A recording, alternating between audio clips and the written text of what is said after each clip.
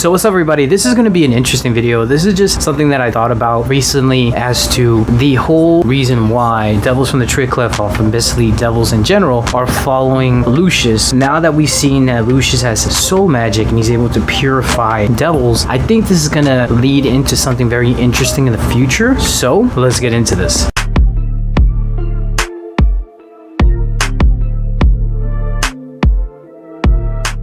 First of all, if you like anime, manga reviews, discussion, spoilers, and theories, definitely hit the subscribe button. If you like the video, switch me with some false copyright strikes. So let's get this channel back to 5,000. Check out the Discord. We talk about theories there. So the interesting thing that I was noticing about the recent chapters is that how these devils from the Tree of 𝚲𝚅 have so much respect for Lucius. I found that so weird, but now that we kind of understand Lucius's power more and what he's able to do, it makes a lot of sense. I was wondering when we first got introduced to Lucius, why was 𝙲𝚘𝚙𝚢𝚑𝚝 so respectful to him? He says everything went according to plan, Lucius. Calling Lucius by his name is huge because we've seen that devils, especially devils from the Tree of 𝚲𝚅, do not have much respect for humanity. We saw with Dante and the twin devils Lilith and Nahima, how Lilith and Nahima basically called Dante Lucifer's play toy. That showed that they didn't have any respect towards Dante. Compared to how they view Lucius is very different. Lucius is clearly respected by the devils of the Tree of 𝚲𝚅. So with that being said, it's clear that the devils from the Tree of 𝚲𝚅 want to be using Lucius' plan. So what are they getting out of this? It's clear now that Lucius, because he's able to purify devils, that's most likely what they want.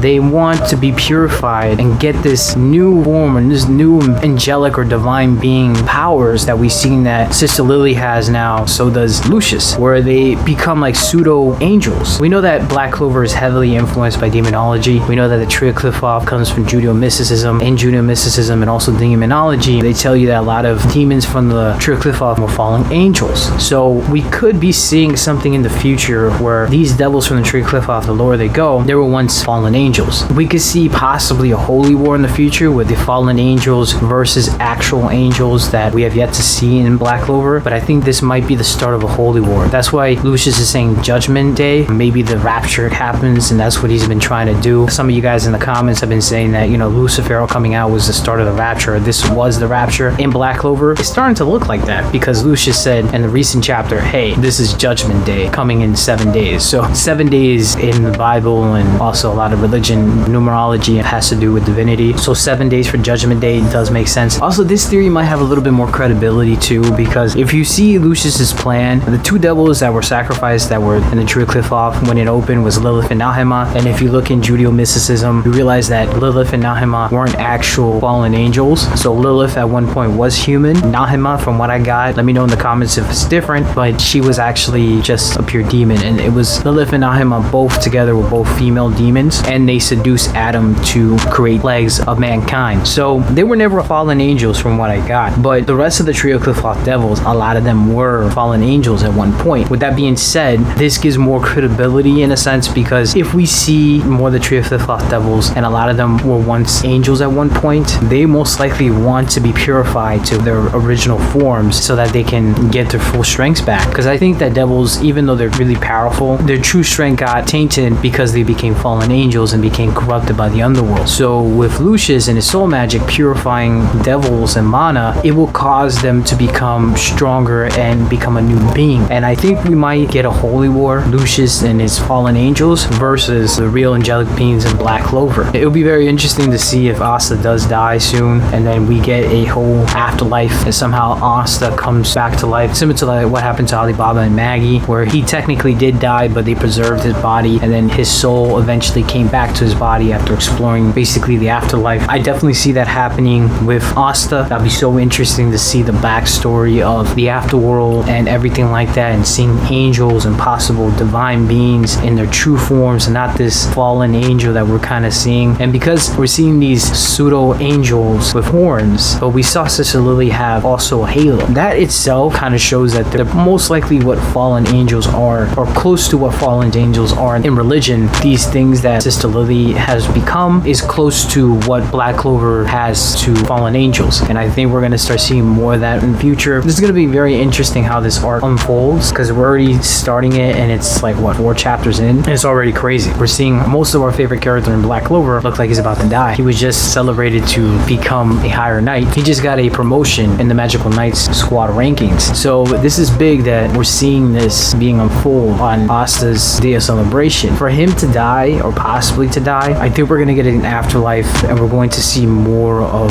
this afterworld in Black Clover, and we're going to see real angelic beings, the ones that did not fall, like the devils in Black Clover, and we're going to get a backstory with divinity in Black Clover coming up soon. I'm telling you guys, it's a given at this point, because it just doesn't make sense how we have devils but we don't have angels, and then now we're having these pseudo angels. So what is that about? Devils in the Tree of Qliphoth, I'm pretty sure they have a grudge, because this whole Tree of Qliphoth system, the underworld, how it's created, how they can possibly go into the real world, there has to be something that created the structure. There has to be something that created the Tree of Qliphoth in a sense. So it's not like it just appeared out of nowhere. There's a reason to it, and I think there is a creator in Black Clover, a divine being similar to what Judeo-Christianity or Islam is about. But I think in Black Clover, because we've been seeing so many sea gods attacks, there was even an arc in the sea gods temple. There's just a lot of reference to other gods in Black Clover and other mythologies like Greek, Norse. So it kind of shows me that Black Clover will have multiple gods. So it's not going to be monotheistic, it's going to be polytheistic. It's going to have multiple gods. Of course, there's a cross-based religion, and I think there's going to be a cross-based god that's going to be possibly ahead of everything. But in general, there's going to be more divine beings, more godly beings, but there's probably going to be one leader in the Black Clover universe. So with the devils being used as basically, I wouldn't say pawns, but chess piece for Lucius' endgame, if Lucius basically wants to be something similar to what a